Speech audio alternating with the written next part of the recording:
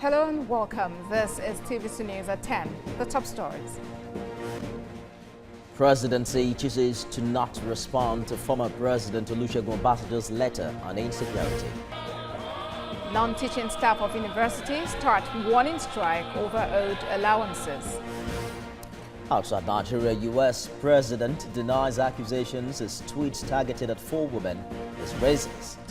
In sports, Super Eagles coach undecided over future following semi-final loss.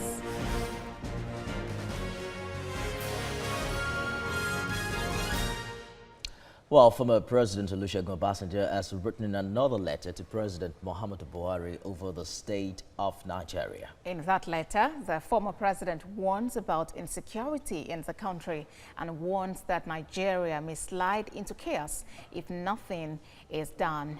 Esther Omopariola reports.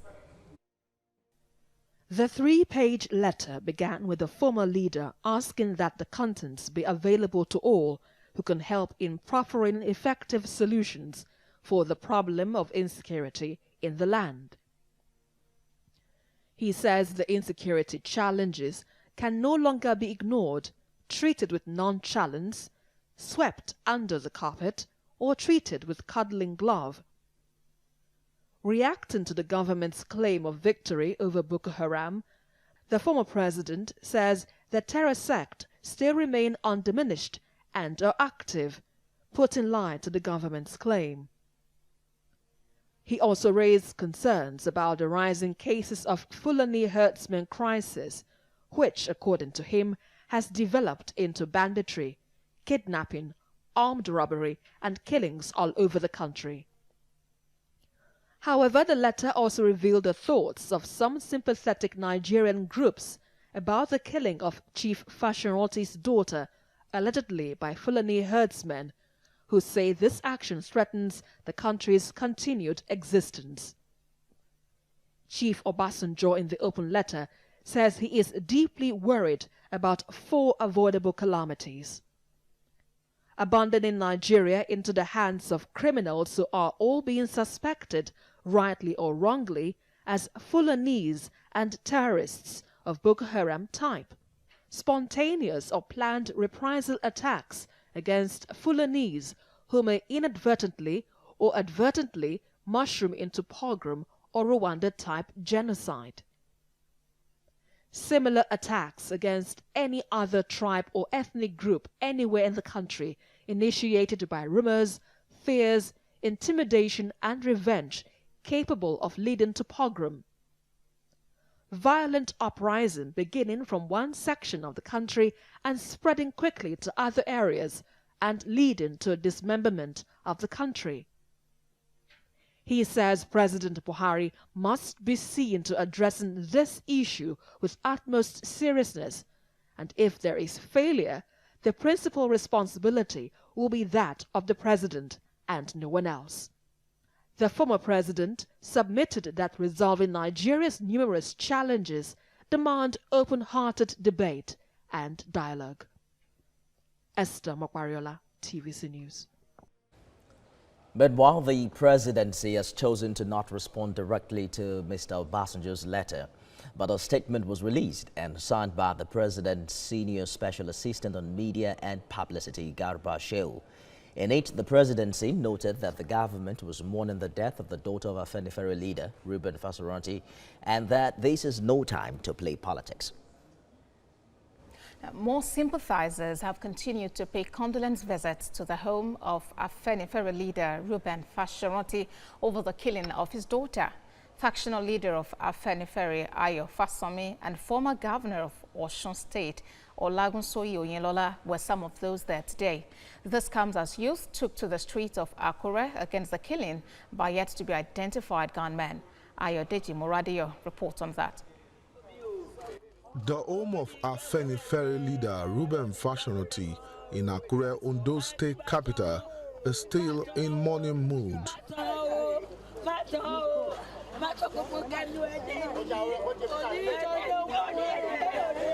Sympathizers have not stopped coming to pay condolence visits to the Yoruba leader over the killing of his daughter Olufunke Olakunrin.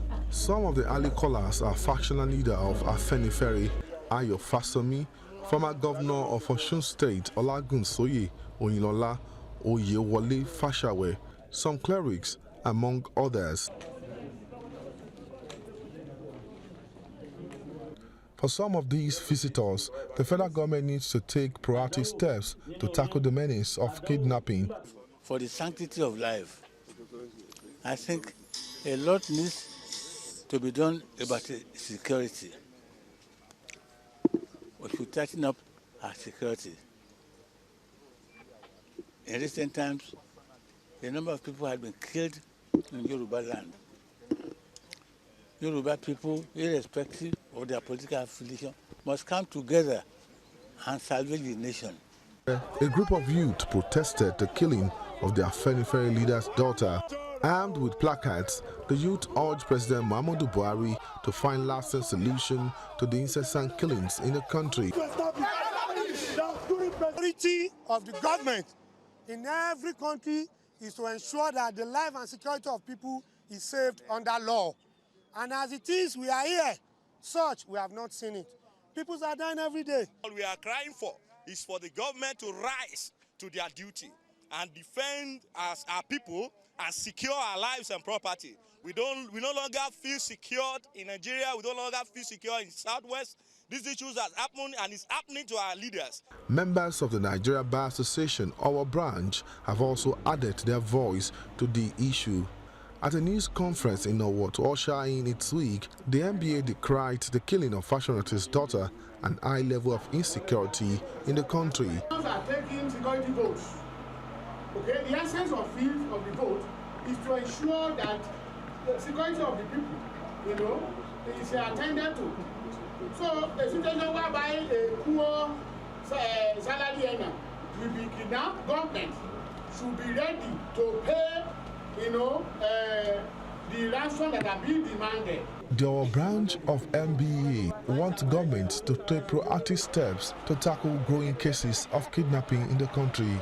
Ayodeji Moradeyo, TVC News, Akure. Let's now join our correspondent in Ondo State for more on this development. Ayodeji Moradeyo, good evening to you. It appears the development where you are has attracted quite a number of condemnation across the board. Help us understand what the mood is like right now at the elder statesman's residence. Yes, the mood is that of mourning. The people are mourning, and the sympathizers want the police to get to the root of the matter. And that is why you saw some youth. They protested this morning against what they called the killing, the injustice, that the killers of Olufunke Olakunrin should be brought to justice. And that is what they want. They want the federal government to take proactive measures to address this issue, which has continued to give many people sleepless nights. Serious concern, and this is what they want, and that's why many of these youth took to the streets of Akure to vent their hunger, so that government can take proactive steps to address this issue, most especially in the Southwest, where people are being killed. They believe that people are being killed, and nothing is being done by the government.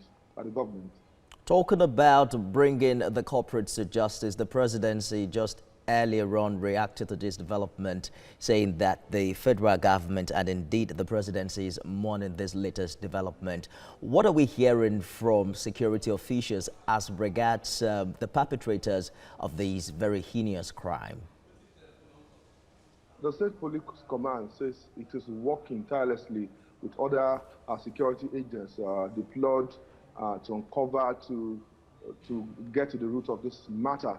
The spokesperson of the State Police Command, Femi Joseph, told me that in this situation, you don't reveal your investigation to the public, so that the people you are investigating will not get the clue of what you are doing. So they are trying to do the investigation on the ground, so that those they want to arrest will not get the wind of what they are doing. So it is not, he said that it's not everything that you reveal to the public, but what is on ground is that we have police detectives from Abuja have been deployed to Ore and its environs to ensure that those behind this killing, they are brought to book or justice. Indeed, the identity of the suspects is very key in this case, given how much reactions that have followed this development. What are the sympathizers, especially the people that have visited the house earlier today? What are they saying really about this? Yes, the people came and they saw the vehicle that Olufunke Olakunrin to Lagos, and when they saw that some said this is a clear case of murder, that it was a clear case of murder, and that she was attacked by some people they say they are herdsmen. But the police has come to say that you cannot say a particular tribe killed Olufunke Olakunrin, and that they are investigating the matter, and the people should let them investigate it so that they'll get to the root. So this is not time to cause disunity through such statement by people. Well, the gruesome killing of Reuben Fasoranti's daughter is a very terrible development, and we're looking forward to see how security operatives are able to settle this particular one. Thank you for talking to us tonight on the news. Well, still to come on the news at 10. Mother of Super Eagles former player Samson Siasia kidnapped in Bayelsa State. We have that story and more after this break.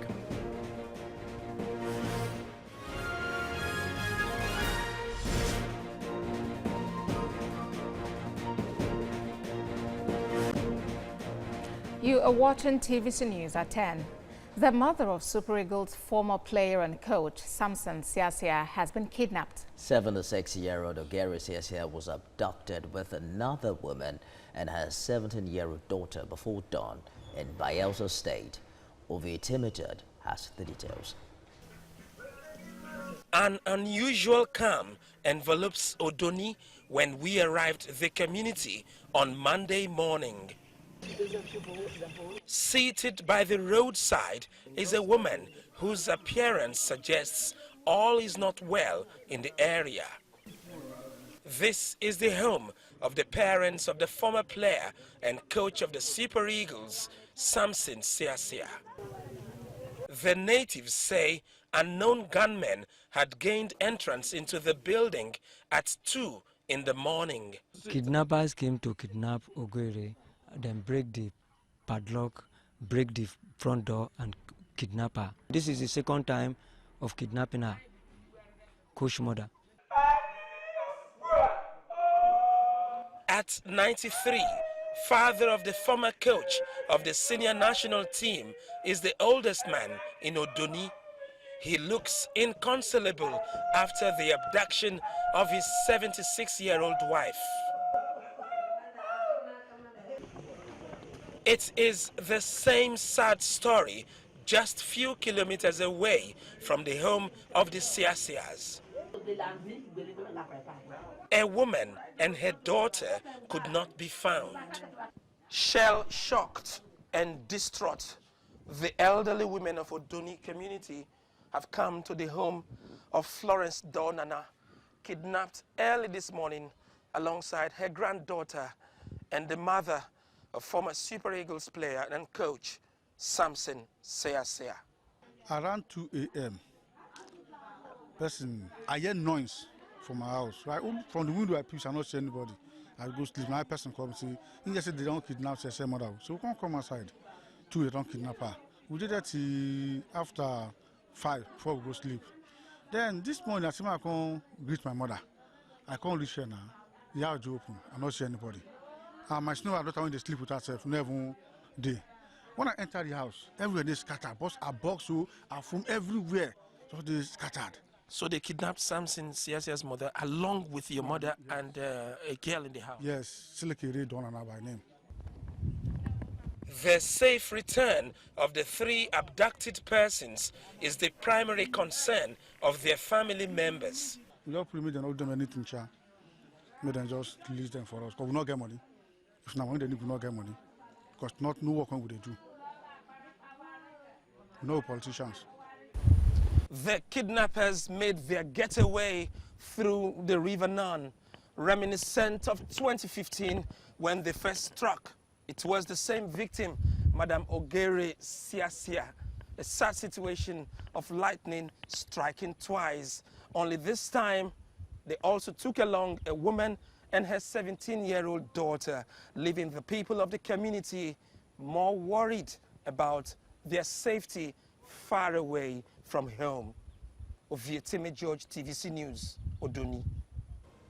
Back to Lagos, the Ilupeju area of the state was today taken over by angry youth who were protesting the killing of a cleaner identified as Francis Amin. Senior correspondent Ivy Kano tells us more. On arrival at Ilupeju, our crew were directed to the residence of late Francis Amin from Cross River State.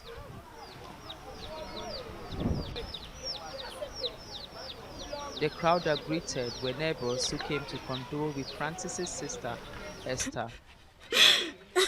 She's been living in this neighborhood with her late brother and her son until this morning when the story changed. We wake up in the early morning around 6 o'clock. So I left them to my working place at Ikeja. And I have a call that they shot my brother, Sars, in the head. So I just run down. My boss permits me to come and see my brother. So when I get there, I saw the scalp there, lying down there. He's dead. Sympathizers and this eyewitness described the shooting as deliberate. They say it could have been avoided. They came with a Toyota Corolla. They came to raid, thinking they would see the regular boys they do see that probably disturbs the peace of the environment. But unfortunately, they didn't see anybody to take. And then the next thing, they shot. And then the bullet went straight to hit him behind the head. God so good, we have pieces of the bullet with us that has number. So even if they want to deny, we know where that bullet came from. The boys there were calling his name Akim Skoda, Akim Skoda. Silver colored with number plate YAB 725AP. When we met the sectorial commander, so we told him what happened, and by the time we gave him the number plate of that car, he found that car in their premises. So, and he kept quiet. Not done, the crowd took Akure to the scene of the incident at Ajishegiri Street. His family members, who had not been to the scene of the incident, broke down on sighting the spot where the journey ended for 38-year-old Francis. Sympathizers and family members have continued to throng the streets where the mother was committed this morning. According to reports, Francis Eni came here this morning to do his normal chores of cleaning of some of this compound. Behind me are his tools, and every morning he does that. You know what you can see, we have blood stains all over here. The command in a statement said the victim was hit by a stray bullet fired by suspected robbers during an encounter between the gunmen and officers of the Special Anti-Robbery Squad. Ivy Kano, TVC News, Lagos. Away from that story now, the Senior Staff Association of Nigerian Universities and Non-Academic Staff Union of Universities have now directed their members to commence a nationwide protest with effect from Monday, July 2019 over alleged breach of the agreement by the federal government. At the University of Lagos, the turnout of workers at the protest ground was low, but the leadership of the union says they will sensitize members to ensure that the protest is successful. They are hopeful that the federal government will yield to their demands. We don't want to break down the system. We think it wise. We perceive our people. We persuade our people. We are not going to indefinite strike. But the thing is that the federal government has taken us for granted. Our people say enough is enough. Our people are demanding that justice, fair play, should be done in the issue of the union. We cannot accept 80% to 20%. It's unacceptable. Giving 5 days warning strike to protest all over the country. West of Lagos, we are here to ensure that our members comply, chasing them out of the offices. I want to assure you that after the 5 days, we are going to embark. If federal government fail to do the needful, we are going to have another 3 days protest in Abuja, organized by our national headquarters of the unions, followed by indefinite strike. In a related development, members of the Senior Staff Association of Nigerian Universities, SANO, took to the streets of Gashua town to register their displeasure over the failure of the federal government to remit their earned allowances and other welfare demands. Michael Oshoma has the story. This protest on the street of Gashua town by these federal government workers is the first of its kind. Various inscriptions on placards were on display during the protest. Behind me are workers of Federal University Gashua in Yobe State. They are calling on the federal government through this protest to meet their demand as soon as possible. We are now calling on the federal government to comprehensively review the agreement reached with the federal government in accordance with the international law, International Labour Organization, that is the Geneva Convention of 1998, and which is supposed to be renewed in every 3 years. Up to this moment that I'm talking to you, federal government have not reviewed this agreement 10 years back. We are now calling on the federal government to invite the union for renegotiation 3 times. The chairman also highlighted problems the union has had with the government and says its members will not relent until the 30 billion allocated to non-academic staff is released by the federal government. We are now calling on the federal government to immediately release 30 billion naira to offset the end allowance from 2012 to 2016. All we are saying today is for the federal government to intervene, and that is why we are having this peace protest, of which we believe and sincerely hope that with time we are going to get a good result. The leadership of the union also threatened to sanction workers who do not comply with the strike. Michael Oshoma, TVC News, Gashua. And out of River State, where efforts to reopen the OML 25 flow station may not yield any positive results soon. Host communities of the oil facility say it will remain shut until the demand for an improved standard of living is met. Uche Okoro has the story. From Abonima in Akukutoru local government area, the journey to Ofonyama community begins. The people there accuse operators of OML 25 Shell of failing to give back to the community for more than 30 years. After nearly 2 hours, we arrived to see things for ourselves.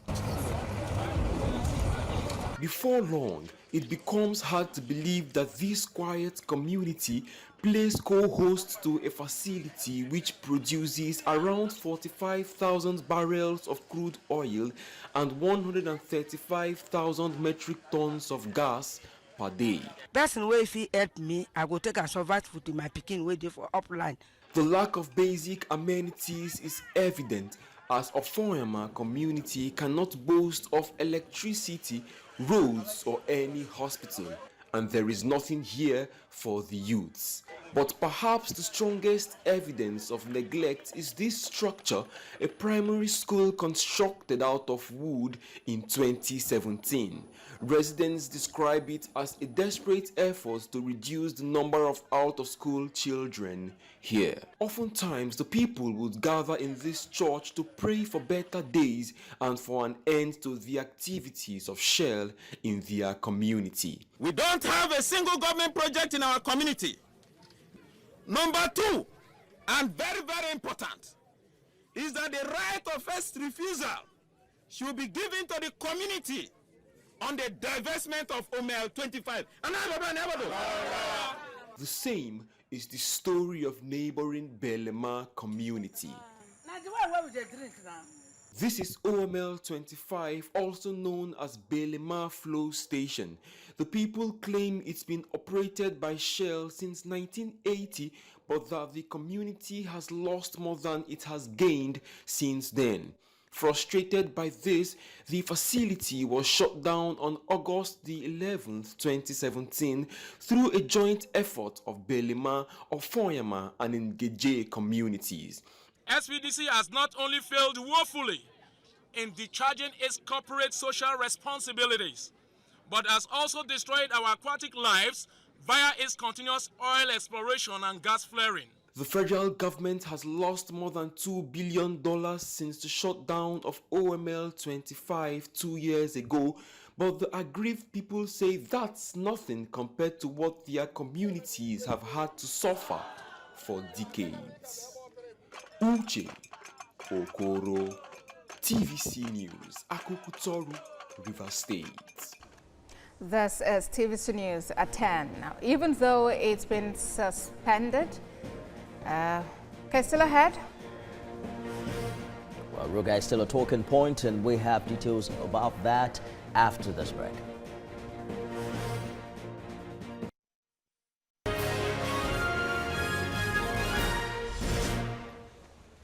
I'm glad to have you join us again. Despite the federal government's suspension of its policy on livestock protection, popularly known as Ruga, it has remained a talking point on the lips of many, especially in northern Nigeria. Now, many blame the government for not consulting widely before making the move. In this report, our correspondent in Kaduna State, Tessa Makende, shares his Ruga experience and various thoughts arising from the federal government's suspension of the policy. It began with a chit-chat session with his journalist. The focus was on finding solutions to the farmer-herder clashes that have lingered for long. And the federal government's suspension of the Ruga policy became a talking point. This journalist believes it's a step in the right direction. When following persistent outcry by well-meaning individuals and highly placed personalities in the society kicked against the so-called Ruga, which we refer to as a rural grazing area.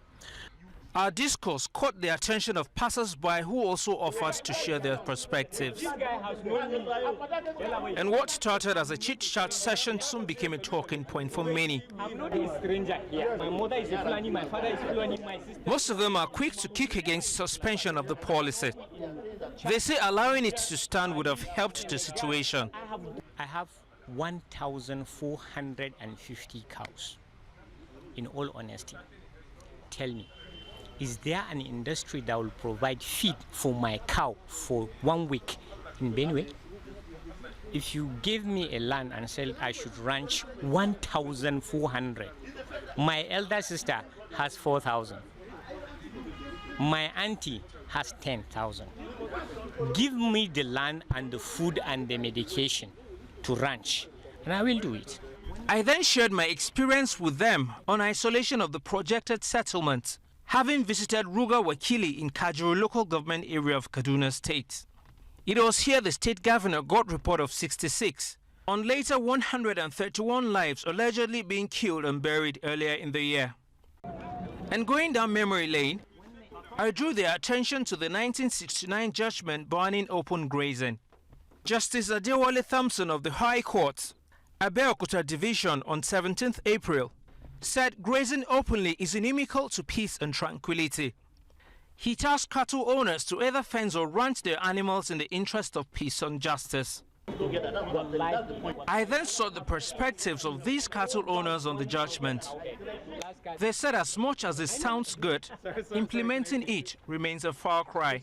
There are chicken feed producing firms. Give me one from Lagos to Maiduguri, from Port Harcourt to Maiduguri, one cow food processing industry that will feed my own cow, not my auntie, not my uncle. And I have 40 solving aunties. I have 41 sisters and brothers, and none of us have less than 500 cows. Ranch them and give us food and medication. We will stay in one place. But for this journalist, allowing the Ruga initiative fly would leave some hearts heavy. He wants a regional as opposed to the nationwide face given it. For you to say that you want to make it look as if everywhere, in every part of the country, there must be such rural area, rural grazing area, a particular settlement, it doesn't make any sense. Both sides of the argument advanced their points and were not ready to back out. They hope the government will tread cautiously before making the next move on the matter. Many are now advocating for the Ruga initiative to be discussed at the National Assembly. They believe being a nation with a bicameral legislature, the parliament might just think it through. Tassem Akende, TVC News, Kaduna. Well, Tassem Akende joins us via Skype now to discuss more on this particular development. Interesting conversation you had there in your report, and it looks as if a lot of work still need to be done. The federal government says the national livestock transformation policy is still in the pipes. But what is the Kaduna State government stance on this Ruga settlement? Well, the government here is, before even the Ruga talk got really national attention. Earlier in the year, precisely in April, the Kaduna Investment Summit, which has become an annual spectacle, held, and the issue of the farmer-herder clashes was one of the things that was really discussed. And the government is really looking towards, looking at a win-win situation from what many people, different states, now see as an issue. So there's high-power delegation. Of course, the governor has traveled across the world to actually look at best practices, and there's a government team looking at what best would benefit the states towards that. So taking this conversation to the National Assembly is also one of the suggestions that some respondents you spoke to raised during that conversation. How far do you see this go, really? Well, taking it to Parliament, it was the thought of some of the respondents I had. We have a bicameral legislature where, of course, we have 109 senators and 360 members of the House of Representatives. My respondents, some of them actually believe that because these parliamentarians are a pool from across the country, whatever might be their resolution would represent the entirety of the geographical location called Nigeria. And so they believe strongly that passing it through the parliament is the right way to go. Shouldn't the responsibility of rearing this cattle lie solely on the owners? So many people say it's a private practice, and just like any other business in any part of the country, everyone should take responsibility. How do your respondents react to that? Well, I had several respondents. That was the thinking of some of them. But when this came up, some of them said, but we had the Niger Delta militancy several years ago, and former President Umaru Musa Yar'Adua of blessed memory gave them a Niger Delta ministry. We also have the Niger Delta Development Commission, NDDC, which is saddled with the responsibility of making sure that things go on well in that part of the country. And so having the Rugo issue, or trying to get things resolved between the farmers and the herders, for the Fulani precisely that I interacted with, getting the Ruga settlements given to them might just be the least of things that the government would do to them. Well, it's important to know that resources like land and water is getting more scarce by the day. Let's see how the federal government reacts to this in the coming days. Thank you for talking to us, Tassem Akende. And moving on now, outside Nigeria, United States President Donald Trump has denied his tweets about 4 Democratic Congresswomen are racist, calling on them to apologize to him. He also renewed his attacks, suggesting the women who are from ethnically diverse backgrounds ought to go home if they are not satisfied with the state of the nation. He did not mention names in his initial Sunday tweets, but appeared to have referenced Representatives Alexandra Cortez, Ihan Omar, Ayanna Presley, and Rashida Tlaib. The group known as the Squad have been critical of President Trump and the current Democratic leadership of the House. 3 of the women were born in the country, while 1 is a Somali refugee.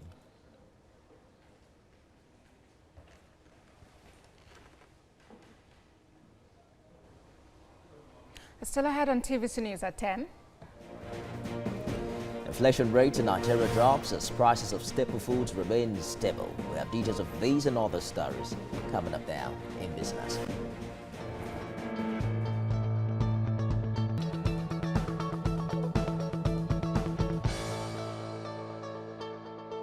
Business now as part of efforts focused on achieving sustainable solutions beyond protests to Nigeria's energy crisis. Stakeholders, including academics, civil society groups, and development agencies, have unveiled a new research to address such objectives. The proposed study seeks to promote transparency and accountability in the energy sector. Details in this report. Research issues on economic development and recovery have been the major concern of nations across the world. In the face of present global economic crisis, research development remains the tool for national socio-economic development. According to promoters of this study in focus, the move is a broader study on action for empowerment and accountability research in Mozambique, Egypt, Myanmar, Pakistan, Bangladesh, and Nigeria. We are looking at some interesting questions. And some of the questions we are looking at is, do protests matter? Do protests work? Under what conditions do protests work? And what are the repertoires of protests that have implications for politics, for public policy, and for the political economy? We are also looking at what we call contentious politics and new forms of social and political action in Africa across the world. And whether these new forms of social and political action empower the participants or the constituencies that take part in them. What we seek to understand is whether or not on what we call unruly protest, unruly action, produce any outcomes in fragile settings, in settings of violence and in settings where the state is weak. Ordinarily, when the state is weak, or when the state is not very democratic, they tend to be repressive. And when the state is repressive, you expect there to be very little outcomes or success of citizen protests. Arrowheads of the research team say the objective is to ensure new socio-political actions emerge in the demand for accountability and transparency from governments. I feel like we don't need to wait to that point where we need to start protesting, because at the end of the day, we're not able to have a grip of those sort of protests. It could turn violent, it could go anyway. It affects the economy of the country, it affects our individual lives in multiple ways than you can ever imagine. And so being involved in this research as someone who works very actively in the extractive industry, I believe that people should have a right to information. People need to know what the issues are. This study seeks to examine fuel protests in the last decade by trying to understand the dynamics of mobilization and how they produced results. Consumer Price Index, which measures inflation, drops by 11.22% for the month of June. The figure is 0.18 percentage points lower than the rate recorded in May. That's 11.40%.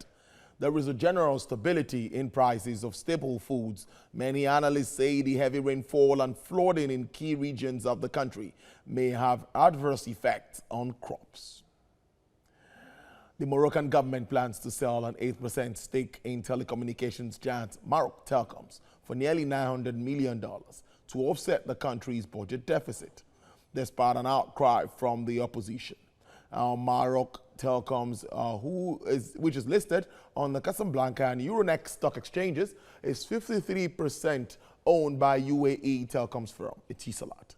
The Capital Market Authority says the expected sale would inject $877 million into the state budget. Director of Department of Public Enterprises and Privatization, Abdurrahman Semar, says the state's sales of 8% of the company was part of the privatization program, which began in 2001. Maroc Telecoms operates in several African countries, which includes Benin, Burkina Faso, Côte d'Ivoire, Gabon, Mali, and Mauritania. The stock market bleeds again on Monday as weak trade continues in many market circles. Here is Effiong Ekop with details reports on Monday's business. The banking sector suffered huge losses at the stock markets today, following reluctance by many investors to take risks in the equities markets. At mid-trade, many of the big banks dropped values by large margins. Many stockbrokers on the floor noted that the elements of insecurity in the larger society had frightened big-time investors who now draw buttons on movements of funds to market sectors. In the analysis of sectors, nearly all key areas dropped due to various reasons, including poor patronage. Generally, the banks are in for a rough time. The CBN has so far put in two major rules that will hold them down. First, they must put about 60% of their funds to credit creation. Secondly, the CBN has now restricted the banks from excessive investment into treasury bills. Let's now look at how some other African markets closed trade this Monday. First, the JSE in South Africa. It closed positive, enjoying big-time investment moves by Asian firms. In Mauritius, the stock market closed in red. Profit-taking was key to many investors as they waited for half-year results from companies. Finally, the stock market in Ghana closed in red. Drowning prices came from insurance, manufacturing, and banking sectors. Effiong Ekop, TVC News at the Stock Exchange. Crude oil prices have shown signs of recovery at key trade centers, holding the hope for better earnings for many African petroleum producers. This is happening as the International Energy Agency gives indication that the volume for sales may actually increase in 2020. The agency hinges the glut on overproduction of shale crude by the United States, believing that it would have significant impacts on markets. Well, that's business, still to come in sports. Madagascar's president, Reuben ignites country's football players. Details after this break. Stay with us.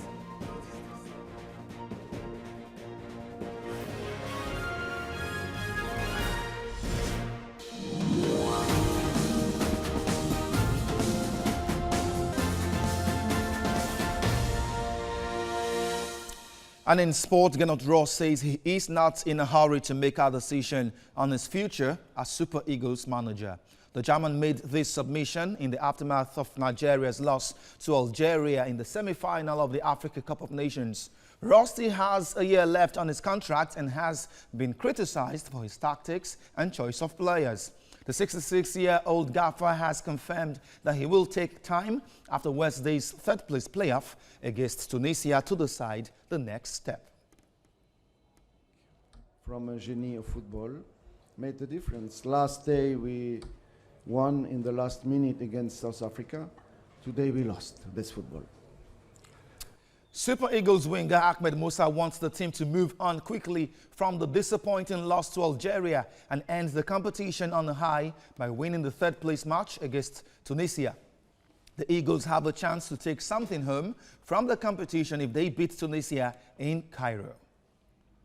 Nigerian football fans are already attributing Nigeria's loss to bad luck. Some are of the strong superstitious belief that the all-green jersey worn by the Eagles may have led to the defeat to Algeria. Helen Osamede Akins was on the streets of Abuja to get the opinions of fans. Attired in the new all-green jersey, the Super Eagles lost 2-0 to lowly Madagascar in their final group game of the 2019 African Cup of Nations. Off the wall! It's in! Madagascar lead 2-0.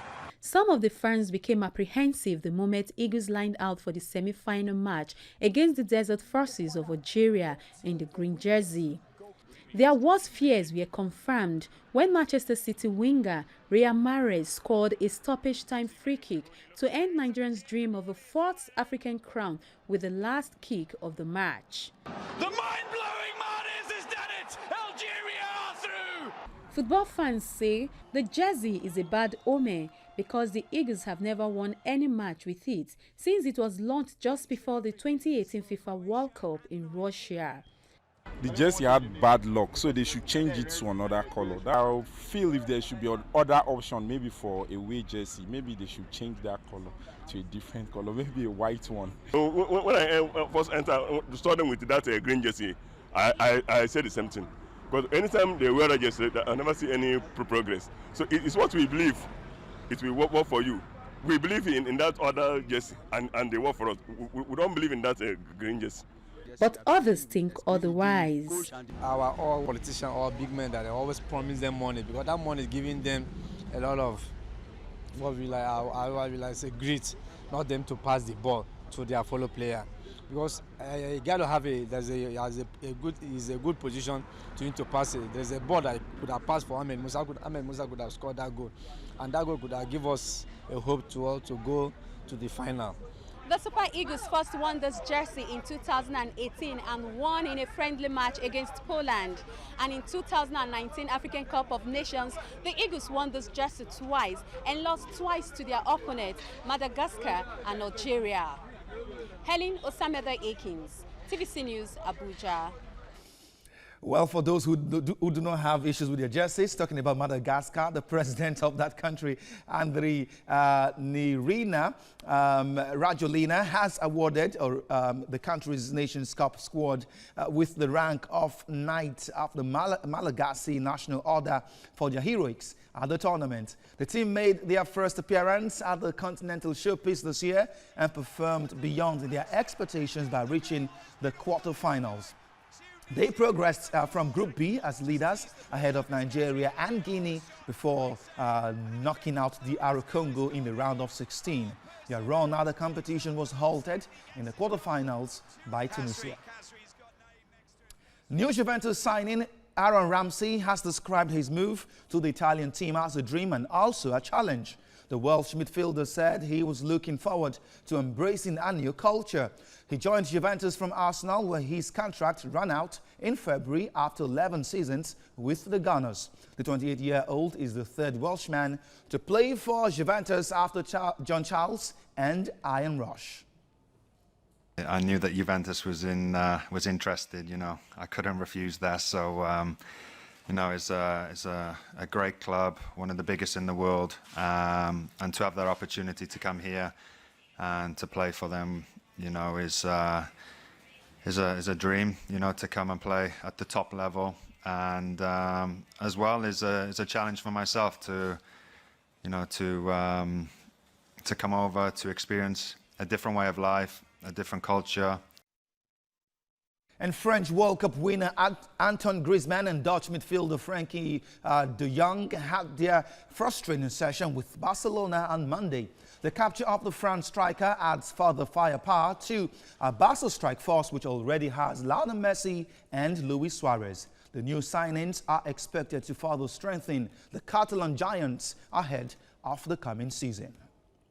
Table tennis player Edem Offiong is hopeful Nigeria's contingent will excel at the 12th All-Africa Games in Morocco next month. Offiong is excited with the performances of the players competing at the national trials holding at the National Stadium in Lagos. More than 100 male and 50 female players are contending for the top 10 sports available in both categories for the All-Africa Games.